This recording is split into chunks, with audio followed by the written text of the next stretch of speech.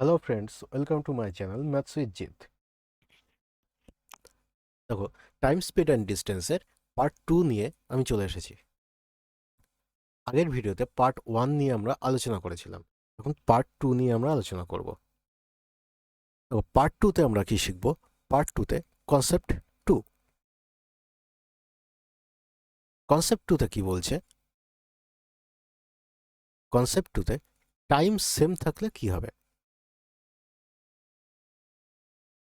Time same মানে কি? Time same মানে meeting time is always same. Meeting time is always same.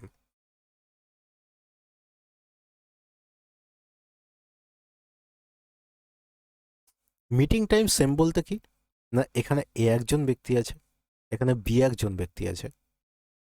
দুজনেই দুপুর 12টার সময় বাড়ির থেকে বেরিয়েছে একে অপরের সাথে মিট করবে বলে। এরা মাঝখানে কোথাও একটা মিট করলো। দুজনেই কি করেছে না, দুজনেই 2 ঘন্টা ধরে চলেছে। এও 2 আওয়ার্স চলেছে, বিও 2 আওয়ার্স চলেছে। আমি বললাম এ থেকে এই পয়েন্টের যেখানে মিট করেছে এরা, এই পয়েন্টের দূরত্ব হচ্ছে D1, আর বি থেকে এই পয়েন্টের দূরত্ব হচ্ছে D2। ঠিক আছে? আর এর স্পিড হচ্ছে S1, বি এর স্পিড হচ্ছে S2। আর এরা দুজনেই সেম টাইম নিয়েছে, এও 2 ঘন্টা চলেছে, এও 2 ঘন্টা চলেছে।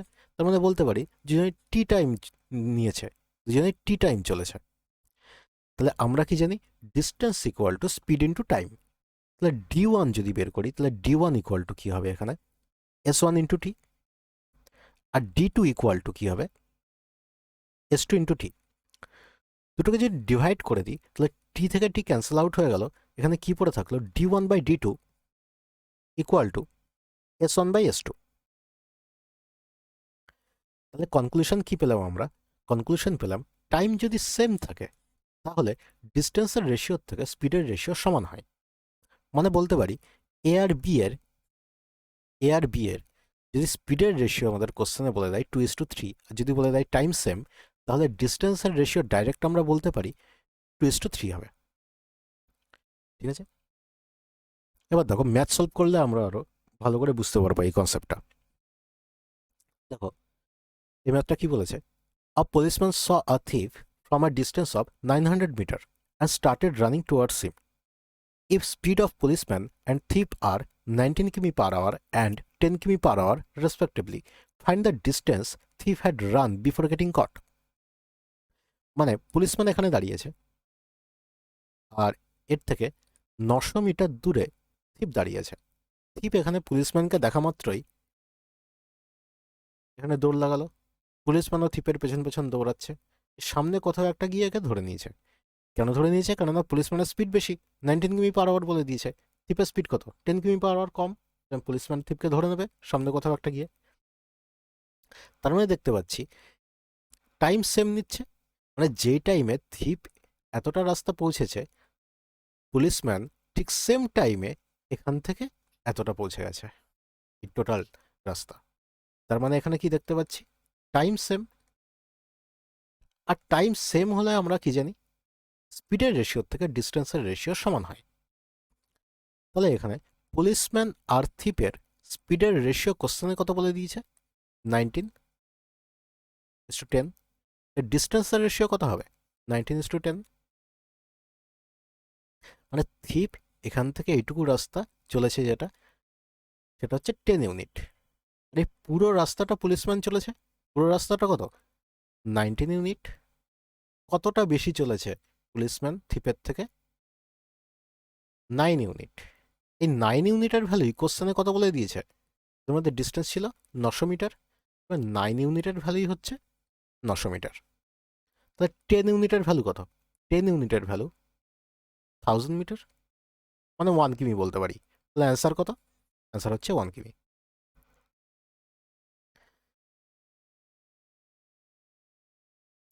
পরেরটা দেখো, পরেরটা কি বলছে? সেম টাইপের ম্যাথ আছে। A thief saw a policeman from a distance of 300 metre and start running. তার মানে এখানে পুলিশম্যান আছে, এখান থেকে 300 মিটার দূরে থিপ দাঁড়িয়েছে। থিপ এইদিকে পালালো, পুলিশম্যানও একে সামনে গিয়ে কোথাও একটা ধরে নিয়েছে। তার মানে এখানেও কি দেখতে পাচ্ছি, টাইম সেম। তাহলে টাইম সেম হলে কি হবে, স্পিডের রেশিওর থেকে ডিস্টেন্সের রেশিও সমান হবে। তাহলে এখানে স্পিডের রেশিও কি বলছে, থিপ could run 3 kilometre in 13 minutes. তার মানে থিপের স্পিড কত হয়ে যাবে, আমরা জানি ডিস্টেন্স বাই টাইম করলে স্পিড পেয়ে যাই, পার্ট 1-এ আমরা শিখেছিলাম। তাহলে ডিস্টেন্স কত, 3 কিমি বাই 13 মিনিটস, আর পুলিশম্যানের স্পিড কত, বাই 3 কিমি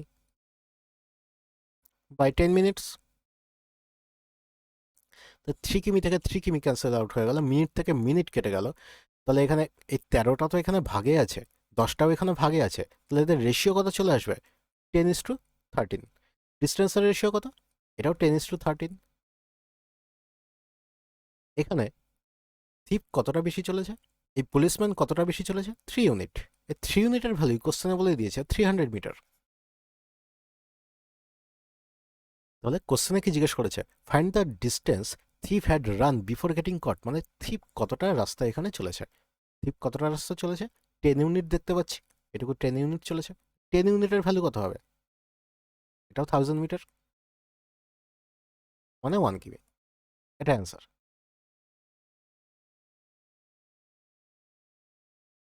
আর পরেরটা দেখো, Ajay and Priya started walking towards each other from A and B, a speed of 36 km per hour and 27 km per hour respectively, in order to meet each other. Ajay had walked 500 meters more than Priya had walked. Find the distance between A and B. মানে এটা A point আর এখানে B point. এখান থেকে অজয় যাত্রা শুরু করছে, এখান থেকে প্রিয়া যাত্রা শুরু করছে, দুজন দুজনের সাথে মিট করবে, মানে মিটিং টাইম এখানে সেম দেখতে পাচ্ছি। এবার তাহলে এখানেও কি টাইম সেম, টাইম সেম হলে আমরা কি জানি, স্পিডের রেশিও থেকে ডিস্টেন্সের রেশিও সমান হবে। স্পিডের রেশিও কত, স্পিডের রেশিও অজয় আর প্রিয়া, স্পিডের রেশিও এদের কত, 36 অ্যান্ড 27। তার মানে 4:3 স্পিডের রেশিও পেয়ে গেলাম, ডিস্টেন্সের রেশিও 4:3 হবে।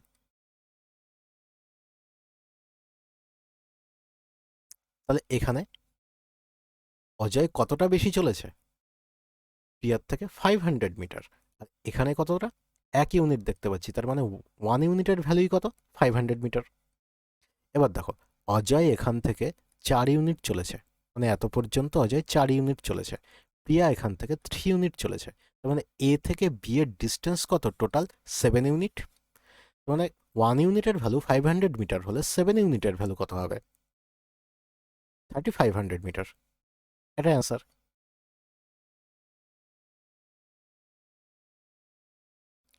এবার দেখো পরেরটা কি বলছে, a man can reach a certain place in 30 hours if he reduces his speed by 1/15, he goes to 10 kilometer less in that time.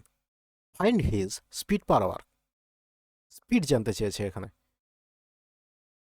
তার মানে দেখো এখানেও সেম, টাইম সেম, তার মানে স্পিডের রেশিওর থেকে ডিস্টেন্সের রেশিও উল্টে যাবে।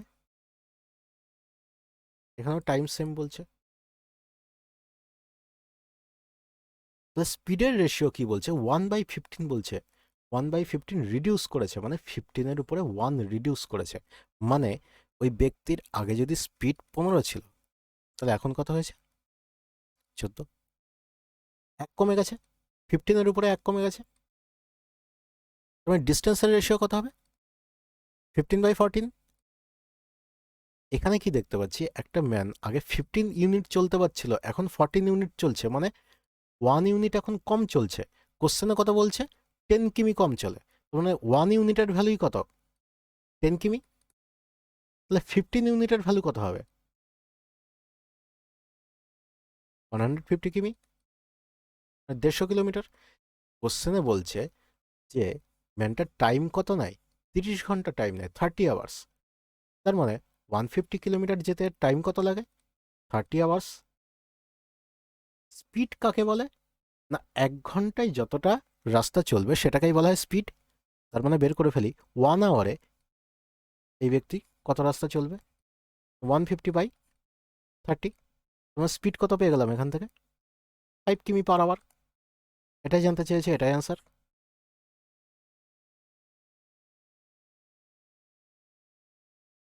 পরেরটা দেখো কি বলছে। To person P and Q start walking from A towards B. Distance between A and B is 60 km.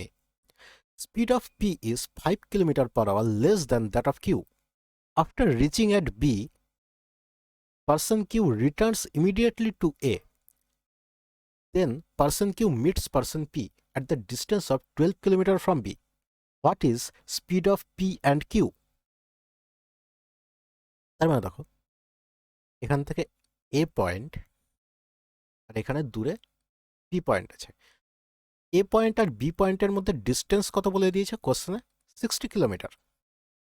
এবার এখান থেকে পি একজন ব্যক্তি আর কিউ একজন ব্যক্তি দুজনেই চলা শুরু করেছে। কিউ কি করেছে? কিউ এর স্পিড বেশি, এই জন্য কিউ বি পর্যন্ত পৌঁছে গেছে। পৌঁছে গিয়ে আবার এখানে ব্যাক করেছে যে পি কোথায় আছে সেটা দেখার জন্য। পি কি করেছে? ততক্ষণে শুধুমাত্র এতটাই পৌঁছাতে পেরেছে। তার মানে টাইম সেম নিয়েছে দেখতে পাচ্ছি। কিউ টোটাল রাস্তাটা পৌঁছে আবার ব্যাক করে এখানে আসতে যত টাইম নিয়েছে, ঠিক একই টাইমে পি এখান থেকে শুধুমাত্র এতটা পৌঁছাতে পেরেছে। আর কোশ্চেনে বলে দিয়েছে বি থেকে এখানে যেখানে মিট করেছে এই পয়েন্টের দূরত্ব কত? না 12 কিমি। তার মানে এখানেও কি বলছে? এখানেও বলছে টাইম সেম। টাইম সেম, তাহলে ডিস্টেন্সের রেশিওর থেকে স্পিডের রেশিও কি হবে? উল্টে যাবে। ডিস্টেন্স আমি যদি পি আর কিউ এর বের করি তাহলে পি কতটা রাস্তা চলেছে?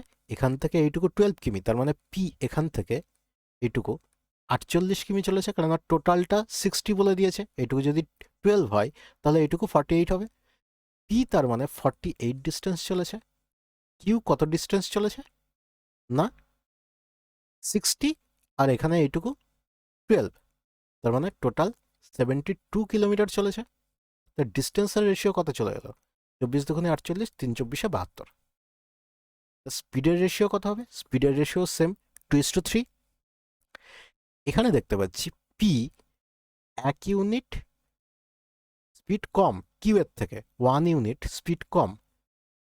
আর কোশ্চেনে এই 1 ইউনিটের ভ্যালুই কত বলে দিয়েছে? 5 কিলোমিটার পার আওয়ার। তার মানে 5 কিলোমিটার পার আওয়ার। তাহলে পি এর স্পিড কত হবে? 10 কিমি পার আওয়ার। কিউ এর স্পিড কত হবে? 15 কিমি পার আওয়ার।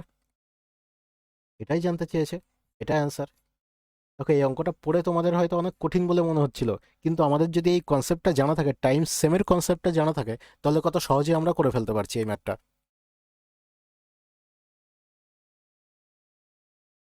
দেখো পরেরটা কি বলছে। In covering a distance of 40 kilometre Ajit takes 3 hours more than Sujit. If Ajit doubled his speed, then he would have take 1 hour less than Sujit. Find the speed of Ajit and Sujit in kilometer per hour. দেখো, দুজনেই 40 kilometre distance চলছে, মানে এখানে কি বলে দিয়েছে? Distance এখানে same বলে দিয়েছে। পার্ট 1-এ আমরা শিখেছিলাম যে ডিস্টেন্স সেম হলে কি হয়? স্পিডের রেশিওর থেকে টাইমের রেশিও উল্টে যায়। তোমরা যারা পার্ট 1টা দেখোনি তারা পার্ট 1টা একবার দেখে নিও। তার মানে দেখো, এখানে সুজিত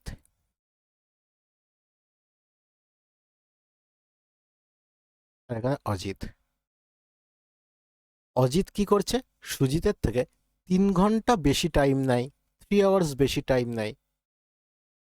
এবার আবার আরেকটা কন্ডিশন কি দিয়েছে? আরেকটা কন্ডিশনে অজিত কি করছে? না সুজিতের থেকে 1 ঘন্টা কম টাইম নিচ্ছে। না কেন 1 ঘন্টা কম টাইম নিচ্ছে? কেননা সুজিত নিজের স্পিডটা ডাবল করে দিয়েছে। মানে বলতে পারি স্পিড যদি এখানে অজিতের 1 থাকে, তার মানে এখানে স্পিড কত? 2 হবে। ডাবল করে দিয়েছে স্পিড। তার মানে টাইমের রেশিও কত হবে এখানে? 2:1 উল্টে যাবে, ডিস্টেন্স সেম এই জন্য উল্টে যাবে। তাহলে এখানে টাইমের গ্যাপ কত দেখতে পাচ্ছি? 1 ইউনিট। আর এখানে টাইমের গ্যাপ কত? 3 আওয়ার্স মাইনাস 1 আওয়ার্স। তার মানে টাইমের গ্যাপ কত পাচ্ছি? 4 আওয়ার্স। তার মানে 1 ইউনিটের ভ্যালুই হচ্ছে 4 আওয়ার্স। তার মানে 2 ইউনিটের ভ্যালু কত হবে? 2 ইউনিটের ভ্যালু 8 আওয়ার্স। মানে বুঝতে পারছি অজিত টাইম নেয় 8 আওয়ার্স। 8 আওয়ার্স টাইম নিচ্ছে অজিত। অজিত যদি 8 আওয়ার্স টাইম নেয়, অজিত যদি 8 আওয়ার্স টাইম নেয়, তাহলে সুজিত কত টাইম নেবে? অজিত তো সুজিতের থেকে 3 ঘন্টা বেশি টাইম নেয়। তার মানে অ্যাকচুয়াল টাইম কত সুজিতের? 8 মাইনাস 3 মানে 5 আওয়ার্স। এবার দেখো টোটাল ডিস্টেন্স আমরা কত জানি? 40 কিমি। তাহলে এখান থেকে স্পিড আমরা বের করে নিতে পারবো না? স্পিড কত হবে তাহলে? ডিস্টেন্স বাই টাইম করলে স্পিড পেয়ে যাব। তাহলে অজিতের স্পিড কত হবে? অজিতের স্পিড 40/8 মানে 5 কিমি পার আওয়ার। আর সুজিতের স্পিড কত হবে? না, সুজিতের স্পিড 40, সুজিত টাইম কত নেয়? 5 আওয়ার্স। তার মানে 8 কিমি পার আওয়ার। তাহলে অজিত আর সুজিতের স্পিড জানতে চেয়েছিল, বেরিয়ে গেল এটাই আনসার। বলো।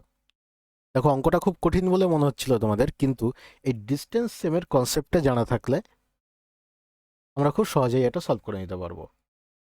এটাই তোমাদের শেখাতে চাইছি যে কিভাবে আমরা ভাববো, একটা অঙ্ক নিয়ে কিভাবে আমরা ভাববো যাতে আমাদের অঙ্কটা সোজা হয়ে যায়।